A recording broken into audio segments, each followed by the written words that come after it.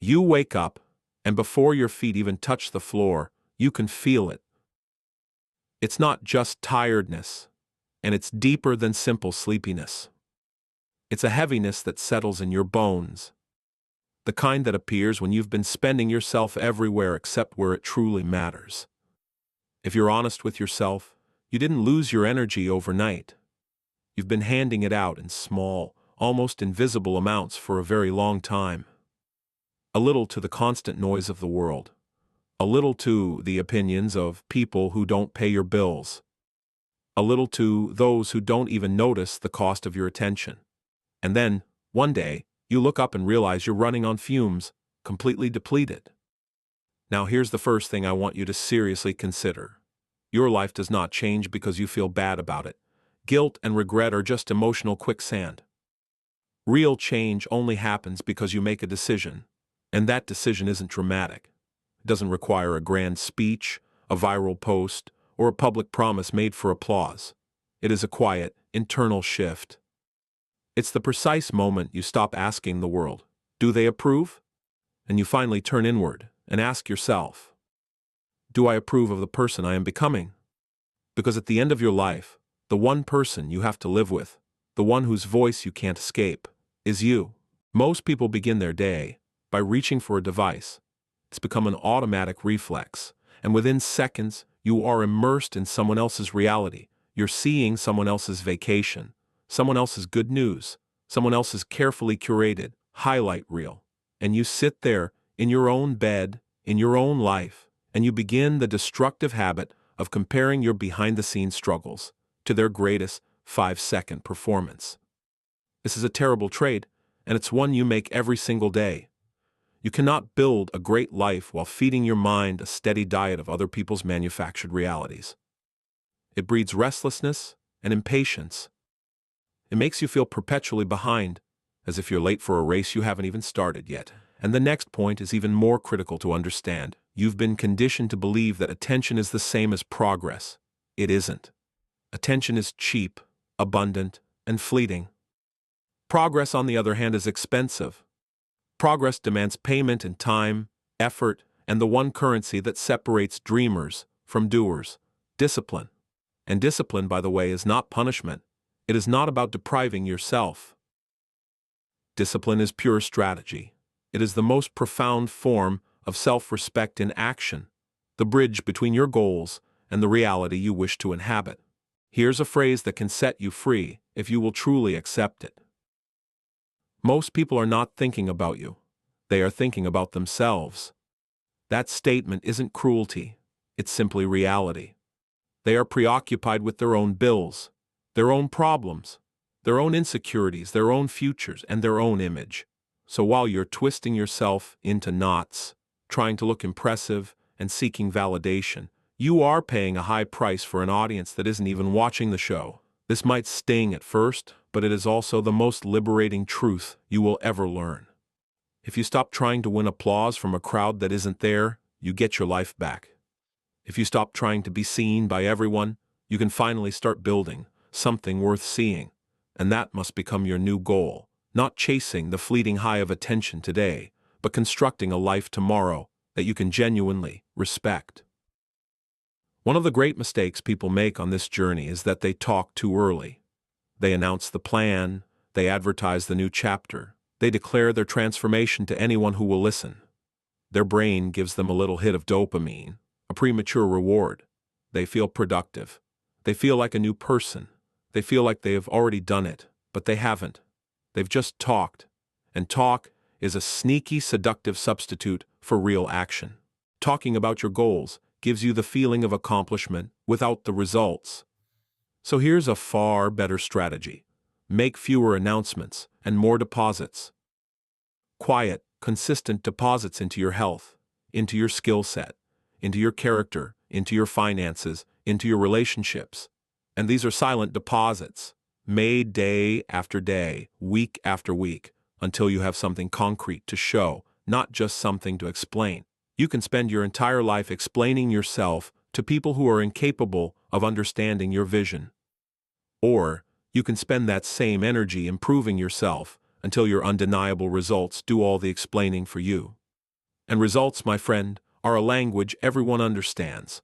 Now, focusing on yourself doesn't mean you become rude, cold, or selfish in the ugly sense of the word. It means you finally stop living like public property.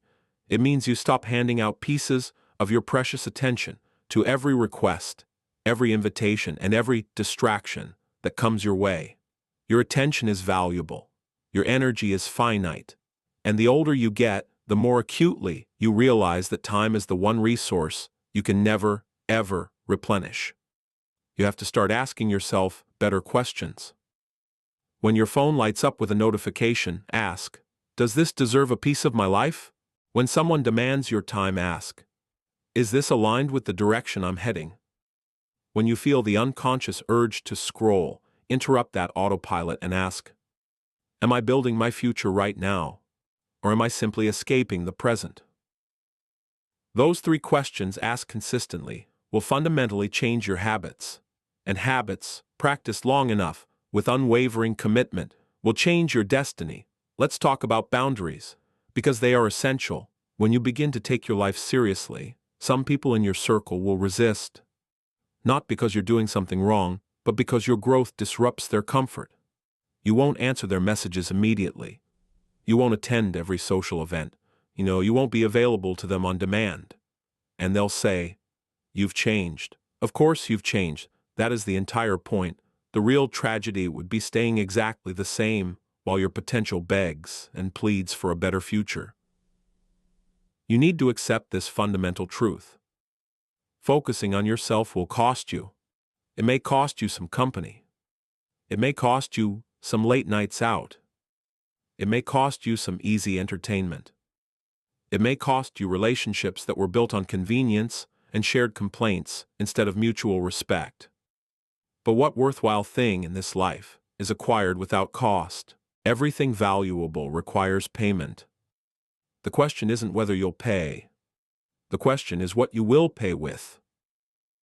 Will you pay with discipline now, or will you pay with a lifetime of regret later? I'm asking you to get serious about the only competition that truly exists. You versus you. The competitor isn't the person on the internet who seems more successful. The competitor isn't your old classmate with the fancy job. The real opponent, the one you must face every morning in the mirror, is the version of you that keeps trading your future potential for immediate comfort. That is the one you've got to outgrow. So start small. Start simple. The day doesn't require heroic, Herculean efforts. It requires direction. Make the first hour of your day belong to you, and you alone. Protect it with everything you have. No noise, no comparisons, no debates, no drama. Drink the water, move your body, read a few pages of something that expands your mind. Write a few lines to clarify your thoughts. Do one meaningful task. Keep one simple promise to yourself, and then do it again tomorrow. That is how a life is truly changed. Not in a weekend, not in a fleeting burst of emotion, but in the accumulation of quiet, repeated, intelligent decisions. Because here's what I know for certain. If you keep giving your life away to distractions and other people's priorities, you will eventually look in the mirror and feel like a stranger to yourself. But if you start calling your energy back, if you start focusing your attention where it rightfully belongs, you'll look in that same mirror and you'll recognize something powerful. You'll recognize self-respect. And once you have that foundational piece in place, everything else in your life will start to rise with it. Most people don't fail because they lack ability. They fail because they leak energy. They scatter themselves across too many things that don't matter. They spend emotional currency on arguments that won't change a thing. They spend mental currency on people who don't even know their middle name. They spend physical currency on late nights and cheap pleasures. And then they wake up one day feeling tired, confused, and wondering why nothing in their life has changed. Let me tell you something simple but profound. Your energy is your life. Every thought you think costs energy. Every decision you make costs energy. Every distraction you indulge in costs energy. If you keep spending your energy everywhere, on everyone, you will never have enough left to build anything meaningful for yourself. That's why focusing on yourself isn't selfish, it's survival. You cannot pour from an empty cup, and you have been running on empty for far too long.